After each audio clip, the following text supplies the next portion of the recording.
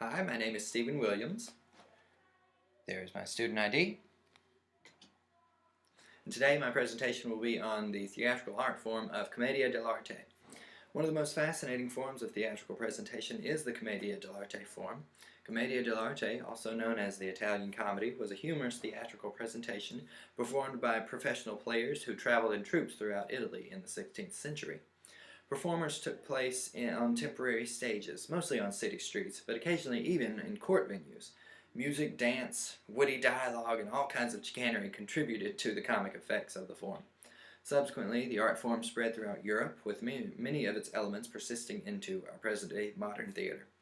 The earliest known company formed in Padua in 1545, and by the turn of the 17th century, troops such as Gelosi, Confidenti, and Fideli enjoyed international celebrity. In its golden age, performances were based on a set schema or scenario, a basic plot, often a familiar story upon which the actors improvised their dialogue.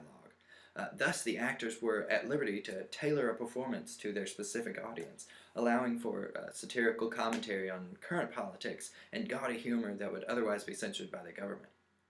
Most commonly, the plot centered on the struggles of young lovers, or innamorati, whose union is hindered by one of the several elders, possibly a jealous guardian, even an aged spouse. The innamorati seek assistance from servant characters called zani, who, with cunning intervention, bring the play to a happy conclusion. Other popular scenarios involved adultery, marital jealousy, and the outwitting of a foolish character by his servant. The characters of the Commedia represent fixed social types. For example, foolish old men, devious servants, or military officers full of false bravado.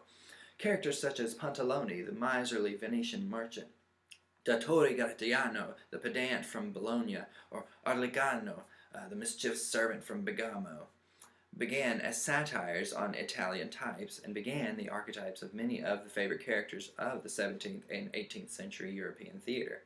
Some of the actors of the play wore masks to denote the particular character that they played, while some wore no masks at all. Masks forced these characters, or actors rather, to project their characters' emotions through the body. Leaps, tumbles, stop gags, obscene gestures, and slapstick antics were incorporated into their acts. Music and dance were central to Commedia dell'Arte performance. Brigella was often depicted with a guitar, and many images of the Commedia featuring singing innamorata or dancing figures, particularly innamorate. In fact, it was considered part of the innamorati function to be able to sing and have the popular repertoire under their belt. As for influence on the area of theater in the modern era, Commedia dell'Arte is not lacking at all. The works of a number of playwrights have featured characters influenced by the Commedia dell'Arte, and sometimes directly drawn from it. Prominent examples include The Tempest, written by William Shakespeare, Servant of Two Masters by Carlo Goldoni, and the Figaro plays of Pierre Beaumarchais.